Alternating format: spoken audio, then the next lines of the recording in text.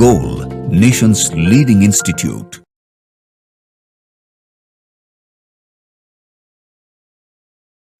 Hello students, myself Deepak Deep and I am going to discuss physical chemistry part of AITS Major Test 4th which was held on 9th March 2025. Let's start with first question of physical chemistry and that is question number 136. 136 is a solution contains iodine in benzene, I2 and benzene. The mole fraction of iodine I2 is 0.2. Calculate molarity of solution if density of solution is d gram per milliliter. Density is not defined, d दिया हुआ है तो accordingly हम लोग चलो पता करते हैं कि molarity क्या होगा. जैसा कि आप जानते हैं बच्चे कि मोल फ्रैक्शन अगर कोई कह रहा है हमको 0.2, chi I2 is given as 0.2, that can be written as 2 by 10, that is 1 by 5, that is 1 by 1 plus 4. तो वी कैन से कि जी 1 मोल आयोडीन है, 4 मोल बाकी बेंजीन है. आयोडीन बेंजीन अगर सॉल्वेंट है, आयोडीन सॉल्यूट है तो 1 मोल आयोडीन और 4 मोल बेंजीन है.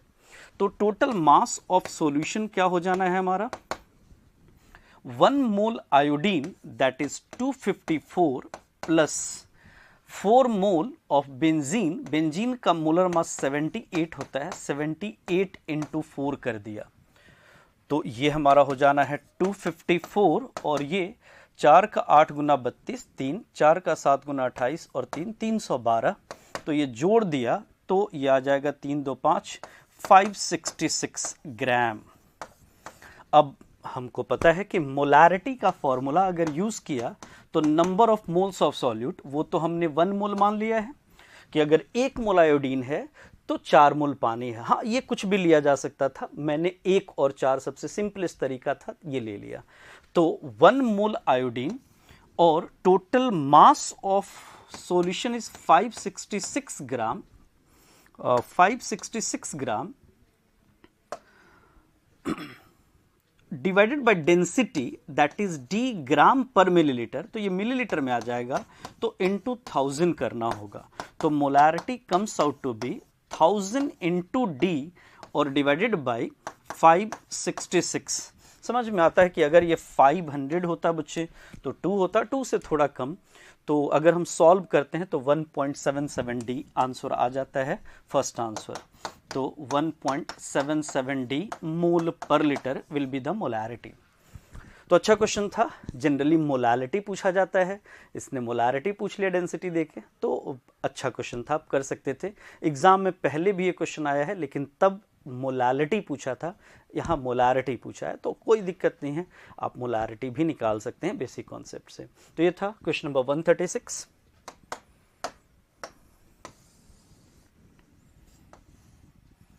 क्वेश्चन नंबर 137 देखें आप. For a first order reaction A goes to P, the temperature dependent rate constant was found to follow the equation.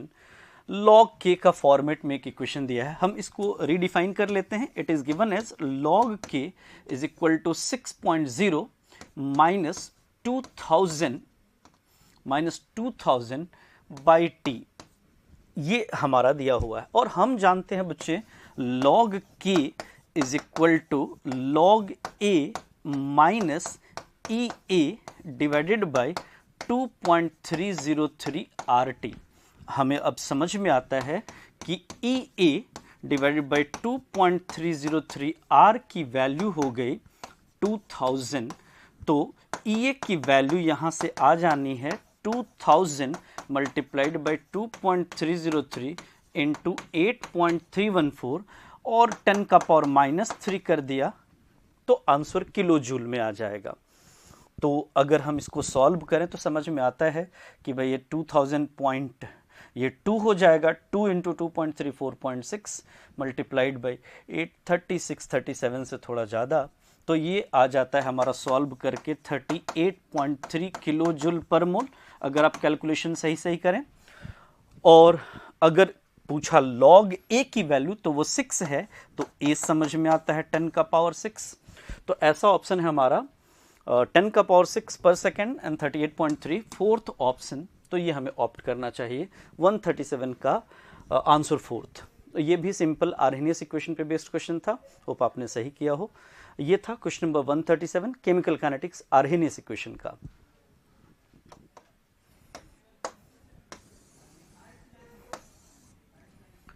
Question number 143 है बच्चे, molar mass of HCl is m, then its equivalent mass in the redox reaction. एक redox reaction दिया है और आपको पता है कि जब इक्विवेलेंट मास रेडॉक्स रिएक्शन में कोई पूछता है तो सबसे पहले आपको इक्वेशन बैलेंस करना चाहिए। इक्वेशन बैलेंस करके टोटल लॉस या टोटल गेन डिफाइन करना है और वो पर मॉलिक्यूल हर एक स्पीसी के लिए डिफाइन कर देना होता है। तो चलिए करते हैं ये काम। हम लोग स्केलेटल फॉर्म में लिख लेते हैं। It is MnO4 negative plus C2O4 2 negative goes to MnCl2 और प्लस CO2। ये बैलेंस कर लेते हैं। अब हम चाहें तो MnCl2 को भी क्या Mn2 पॉजिटिव भी कर लेते हैं। Mn2 पॉजिटिव स्केलेटल फॉर्म में, Mn+7 में है, +2 में जा रहा है, 5 का बदलाव है, 1 Mn है, C+3 से +4 में जा रहा है, 2 कार्बन है तो 2 का बदलाव है, तो इसको 2 टाइम्स करना होगा और इसको 5 टाइम्स करना होगा, तो ये 10 हो जाएगा बच्चे। तो net reaction comes out to be, हम फिर उसी फॉर्मेट में ले आते हैं जिस फॉर्मेट में दिया है। तो it is like 2KMnO4 plus 5 H2C2O4, अभी HCl आ जाएगा हमारा, गोस टू 2 MnCl2 और प्लस 10 CO2 और 2K है तो 2KCl और ऐड कर दिया।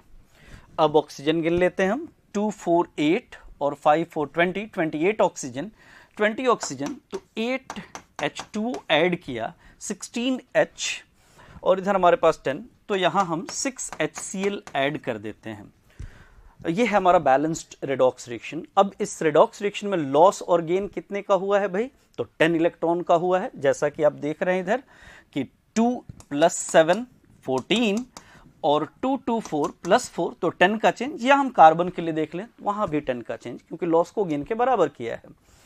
तो 10 इलेक्ट्रॉन का बदलाव है 6 HCl मॉलिक्यूल के लिए, तो फॉर 6 HCl मॉलिक्यूल कितने का बदलाव, 6 इलेक्ट्रॉन का, तो for 1 HCl molecule it is of 6/10 5 3/5 का चेंज हो जाएगा। तो अगर ये 3/5 हो रहा है हमारा, तो हमें समझ में आ गया कि इसका n फैक्टर 3/5 है, तो इसका इक्विवेलेंट मास हो जाएगा, equivalent mass will be 6 HCl के लिए, 1 सेकेंड, 6 HCl के लिए 10 इलेक्ट्रॉन का बदलाव था, तो 1 के लिए 10/6 दैट इज 5/3 का बदलाव, तो इक्विवेलेंट मास हो जाएगा मोलर मास बाय 5/3, तो इट विल बी 3m/5। तो फर्स्ट आंसर करना चाहिए। अच्छा क्वेश्चन था ये। बैलेंसिंग ऑफ रेडॉक्स के बाद ही आपको n फैक्टर आएगा सही, और n फैक्टर आएगा तो इक्विवेलेंट मास तो आप निकाल सकते हैं। तो very first job to balance the redox reaction, उसके बाद हमने n फैक्टर डिसाइड करना था, इक्विवेलेंट मास आ जाता।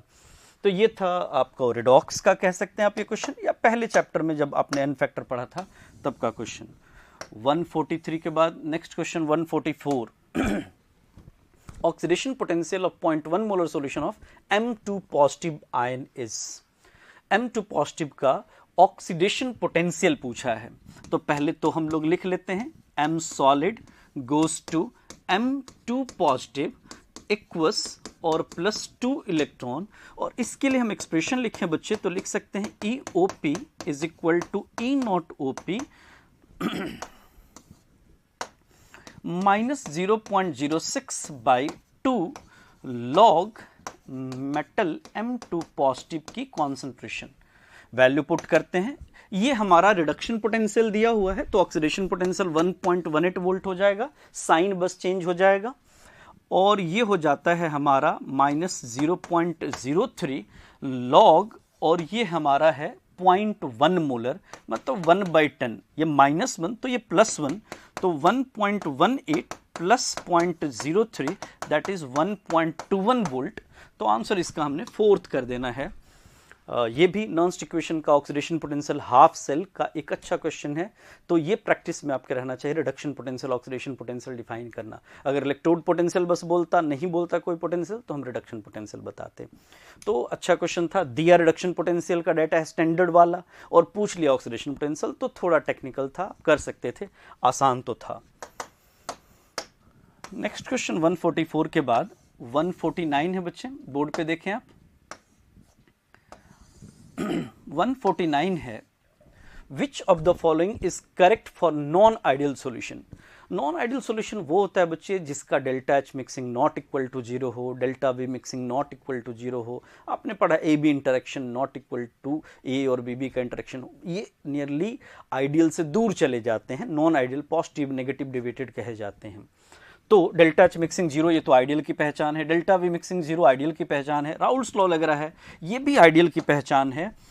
ये जो है ये सब के लिए वैलिड होता है। Entropy change during mixing is always positive, तो डेल्टा सॉल्यूशन हमेशा पॉजिटिव होता है, चाहे वो आइडियल हो, चाहे वो नॉन आइडियल, पॉजिटिव डिविएटेड हो, नेगेटिव डिविएटेड हो।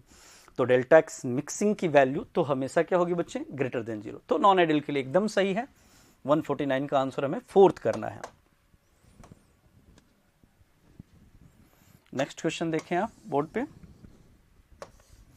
And that is question number 150।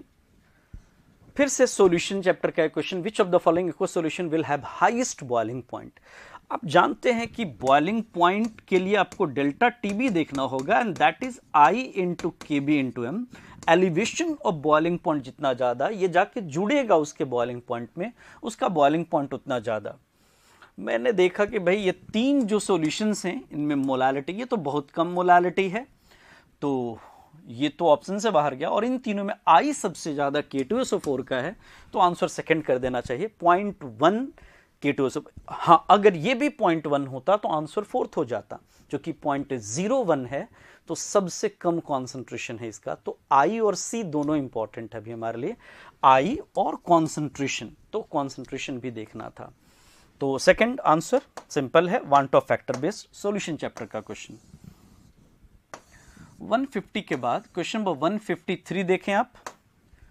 Given below are two statements, number of reacting species taking part in an elementary reaction which must collide simultaneously in order to bring about a chemical change is called molecularity of the reaction.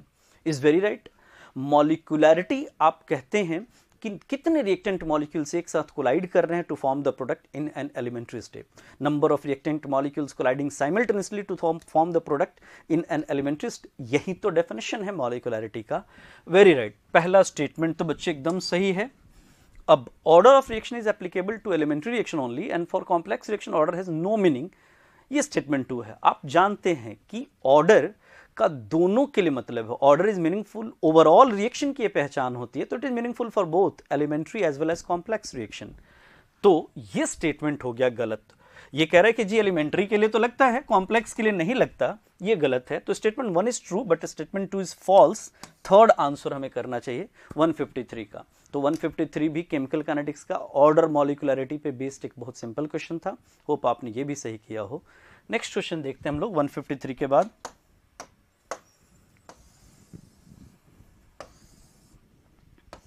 Question number 156 है बच्चे, enthalpy of neutralisation of which of the following acid base is maximum. आपको पता है कि strong acid strong base के case में enthalpy of neutralisation maximum होता है, एक्सेप्ट अ फ्यू केस जैसे HF के केस में एक्सेप्शनली हाई हो जाता है, तो वो सब केस हम हटा दें, वो भी रीजन आपने पढ़ा है क्लासेस में। फिलहाल इनमें से स्ट्रॉन्ग एसिड स्ट्रॉन्ग बेस हमको चूज कर लेना था, एंड दैट इज सेकेंड। बाकी सब में कहीं ना कहीं एंथैल्पी ऑफ आयोनाइजेशन पिक्चर में आ जाएगा, जो एंथैल्पी ऑफ न्यूट्रलाइजेशन को कॉम्पनसेट करेगा, कम कर देगा। तो वो जो स्ट्रॉन्ग एसिड स्ट्रॉन्ग बेस का मिक्सचर होगा उसमें सबसे ज्यादा एनर्जी रिलीज होगी, तो आंसर हमारा सेकंड हो जाता है।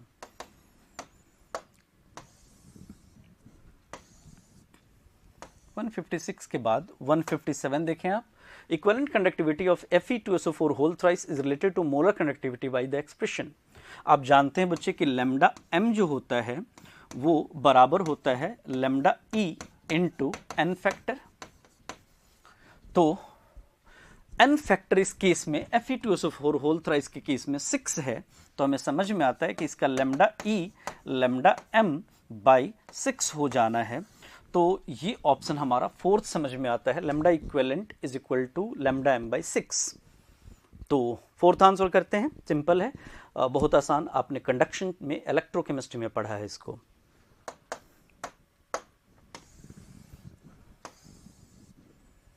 क्वेश्चन नंबर 162 देखें आप बोर्ड पे। For the reaction H2 plus I2 goes to 2HI, attainment of equilibrium is predicted correctly by. अगर आप H2 I2 ऐड करते हैं तो ये दोनों डिक्रीज होगा, ये इंक्रीज होगा, अगर ये डिक्रीज होगा तो ये दोनों इंक्रीज होंगे।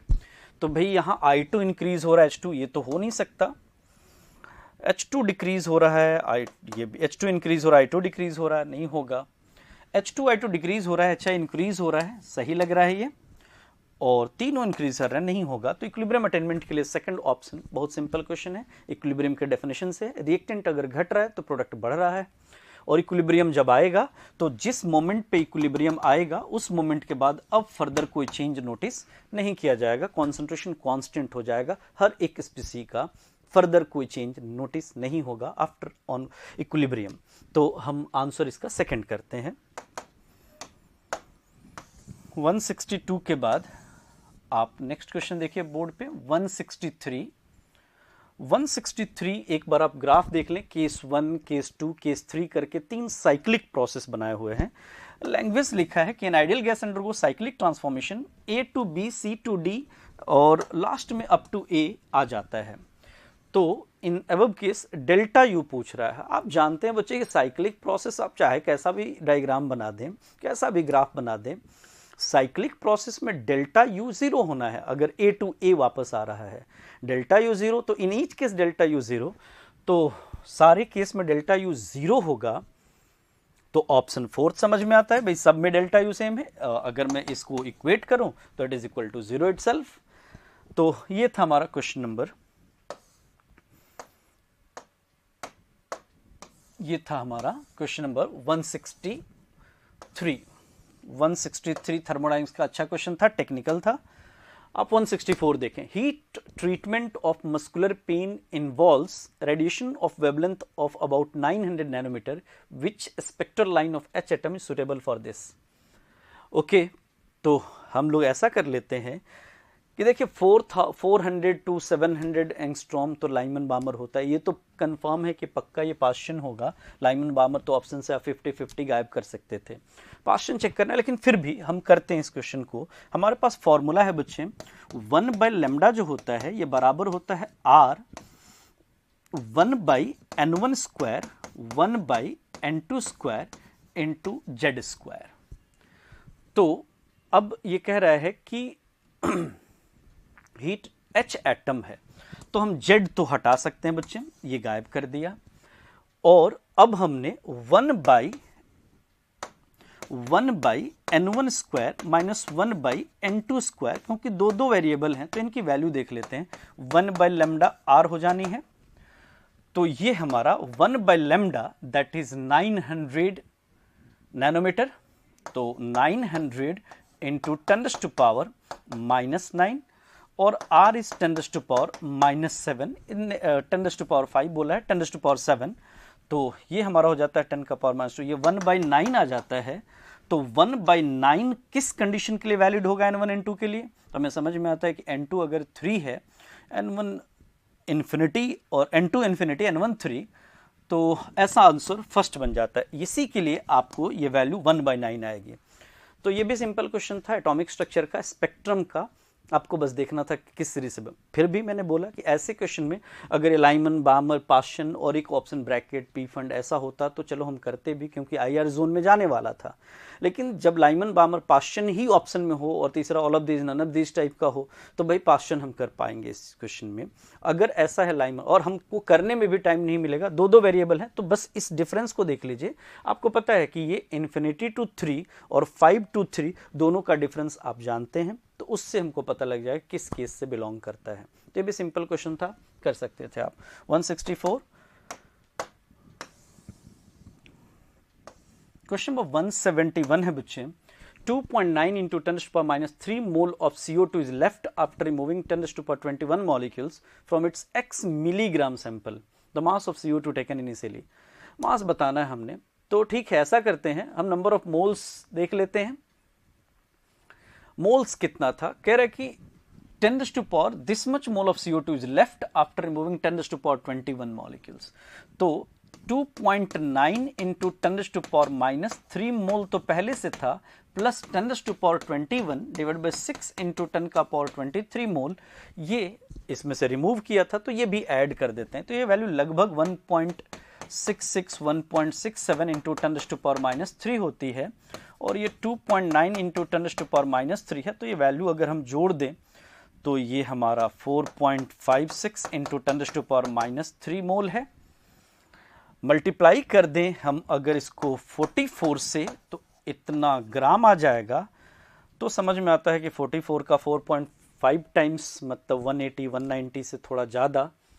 तो और मिलीग्राम में आंसर है, तो 10 to the power minus 3 हटा दिया, तो आंसर फर्स्ट आ जाएगा. अगर आप सॉल्व करें तो पक्का वही वैल्यू सबसे बड़ी है जो 180 190 से बड़ी वैल्यू है. बाकी आप कैलकुलेट करिए, आंसर आपको मिल जाएगा. तो ये था मोल कॉन्सेप्ट का बहुत बेसिक क्वेश्चन. हाँ, ऐसा क्वेश्चन पहले भी पूछा जा चुका है, आप रिलेट कर पा रहे होंगे. डेटा चेंज है, थोड़ा लैंग्वेज चेंज है, प्रैक्टिस करने के लिए आपको दिया, तो अच्छा क्वेश्चन है ये. क्वेश्चन नंबर 172 देखें आप. Given below are two statements. For given shell the total number of allowed orbitals is given by n square. सही बात, किसी सेल में टोटल नंबर ऑफ ऑर्बिटल्स जो होता है वो n स्क्वायर होता है. ये तो पहला स्टेटमेंट सही है. For any subshell the special orientation of orbital is given by -l to +l value including 0. ये भी सही है, दोनों हमारा सही है. सबसेल में स्पेशल ओरिएंटेशन ऑफ ऑर्बिटल्स जो होता है वो हमारे पास टोटल -l to +l. जैसे अगर हम l की वैल्यू 1 कह दें बच्चे, तो इसमें -1 0 +1, तो टोटल ऑर्बिटल्स का नंबर हमको 3 मिल जाता है, 0 इंक्लूड करके. l की वैल्यू अगर 2 कर देते हैं तो -2 -1 0 +1 +2 ये हमको मिल जाता है. तो ये दोनों स्टेटमेंट सही है. तो statement 1 is true. Statement 2 spatial orientation of orbital given -l to +l. Statement 1 and statement 2 both are true. Third answer हम लोग को करना चाहिए इसका. तो 172 का थर्ड आंसर करिए.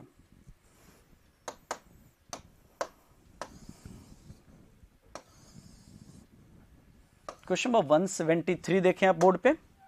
The effect of temperature on spontaneity of reactions are represented as delta H positive, delta S negative, any temperature non spontaneous.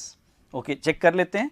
हमारे पास है बच्चे delta G is equal to delta H minus T delta S. बस condition रख के देखेंगे. Delta G negative होना चाहिए, स्पॉन्टेनिटी की पहचान. Delta G positive, non spontaneity की पहचान. चेक करते हैं. आप कह रहे हैं ये पॉजिटिव ये नेगेटिव. अगर ये बच्चे पॉजिटिव है और ये नेगेटिव है तो ये वैल्यू भी पॉजिटिव हो जाएगी, तो नॉन स्पॉन्टेनियस है. पहला तो सही है.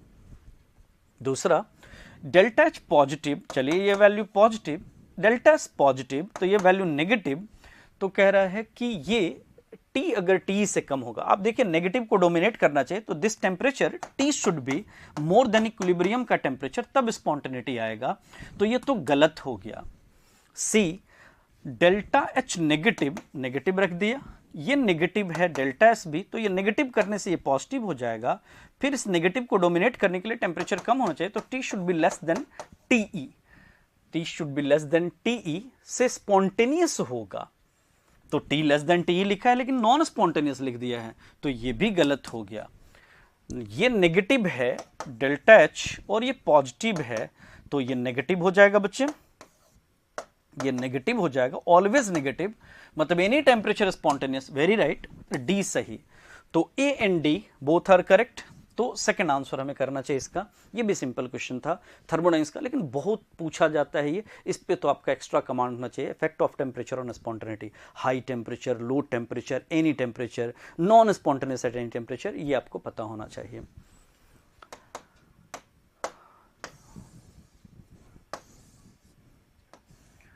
वन 176 देखें आप. Calculate the enthalpy change when 1 mole water at 27 degrees Celsius and 1 atmosphere pressure is converted to ice at 0 degrees Celsius. Given that enthalpy of fusion of ice is this, heat capacity of water is given. आपको पता है calorimetry का simple question आपने physics में भी किया है, तो आप कर सकते हैं इसको. मतलब कहानी ये है कि पहले तो मुझे वाटर जो H2O लिक्विड जो एट 27 डिग्री सेल्सियस है, इसको H2O liquid at 0 degree Celsius लाना होगा और फिर फेस ट्रांसफॉर्मेशन की बात करनी होगी, H2O सॉलिड में लाना होगा और ये 0 डिग्री सेल्सियस पे लाना होगा. क्योंकि 0 डिग्री सेल्सियस तक ले जाना है तो इन दोनों का हीट हमको ऐड कर दें, और चूंकि ये नेगेटिव साइन है, लिक्विड से सॉलिड की तरफ जा रहा है तो हीट रिलीज करेगा, तो हम लास्ट में साइन ऐड कर लेंगे. अभी तो वैल्यू देख लेते हैं. तो भाई क्या हो गया, 27 to 0 की बात है, तो यहां ms डेल्टा टी लगाते हैं.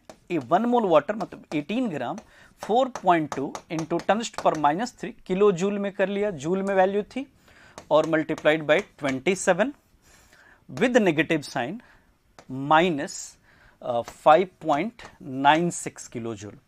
तो ये अगर हम जोड़ते हैं तो हमारा सॉल्व करके -8 किलो जूल पर मोल आंसर आ जाता है अगर हम सही सॉल्व करते हैं. तो ये 176 भी कैलोरीमेट्री का एक सिंपल क्वेश्चन था थर्मोडायनेमिक्स चैप्टर का, और मुझे लगता है ये आपसे सही हुआ हो. आसान क्वेश्चन था 176, और ये आपका लास्ट क्वेश्चन था 176 फिजिकल केमिस्ट्री का. तो थर्मो का ये सिंपल क्वेश्चन, मुझे लगता है आपने पेपर बहुत अच्छा किया होगा. Thank you so much.